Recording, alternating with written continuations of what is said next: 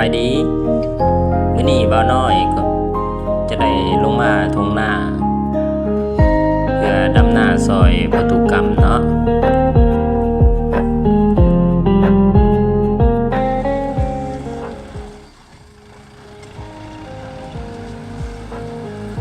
ในคลิปที่แล้วบ่าวน้อยก็ได้มาสอบถามเพิ่นเกี่ยวกับเพิ่นลูกกาและก็ได้นัดหมายกันว่าจะเริ่มปักดำในมื้อนี้บ่าวน้อยก็ได้กลับมาเอาภาพให้พ่อแม่พี่น้องได้รับชม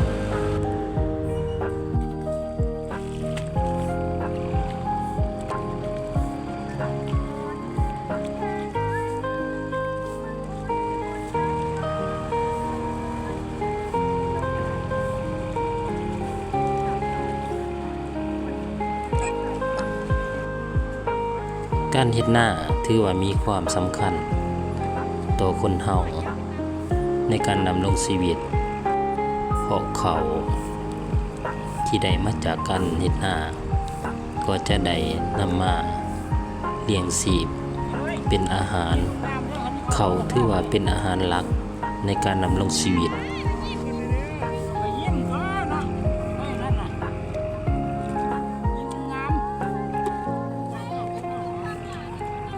สวัสดีตุกามไปดี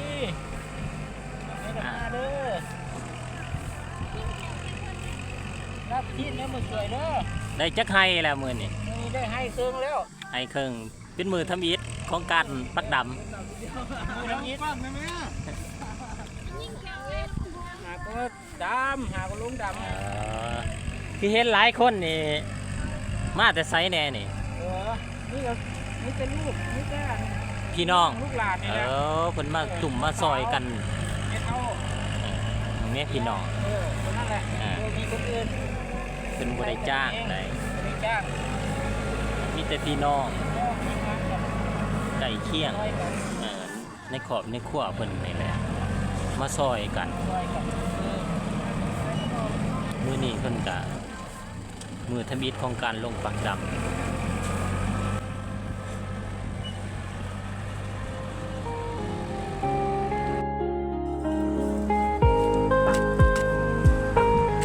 การเฮ็ดนาแม่นมีคุณประโยชน์หลายที่สุดเพราะว่าถ้าคนเฮาบ่มีข้าวกินครอบครัวก็จะยุ่งยากและสับสนที่สุด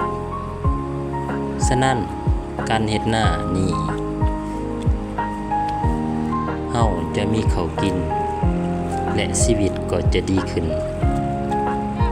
การที่เฮาเฮ็ดนาเฮาเฮ็ดหลายเมื่อเขาเหลือกินก็สามารถขายเป็นเงินมาหมุนใส่ในชีวิตครอบครัวได้แม่พี่น้องหอยนะพี่น้องหอยมีหอยปูพร้อมหลายเด้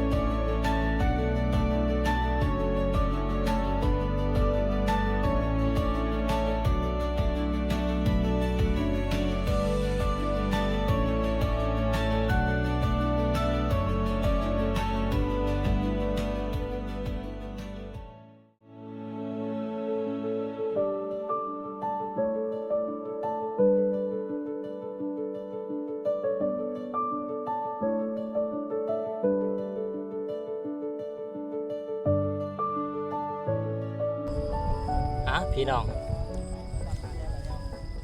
บ้าหน่อยก็ได้ลงดำหน้าซอยเพิ่นหมัด2 หมัดก็คือ บ้าหน่อยก็ดำบ่เก่งปานใดว่าก็บ่สู้ได้ดำหน้า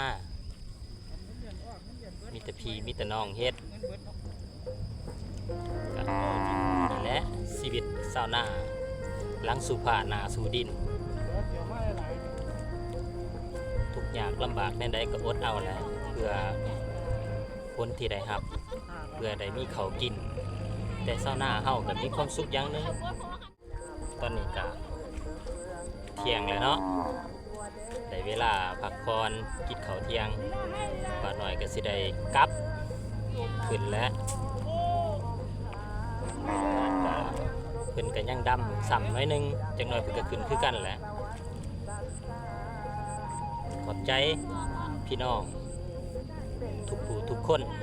ที่เป็นกำลังใจทั้งภายในและต่างประเทศที่ติดตามป้าน้อยเบาลาว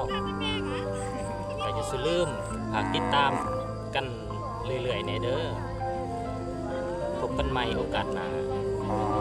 ขอให้ท่านจงมีสุขภาพเข้มแข็ง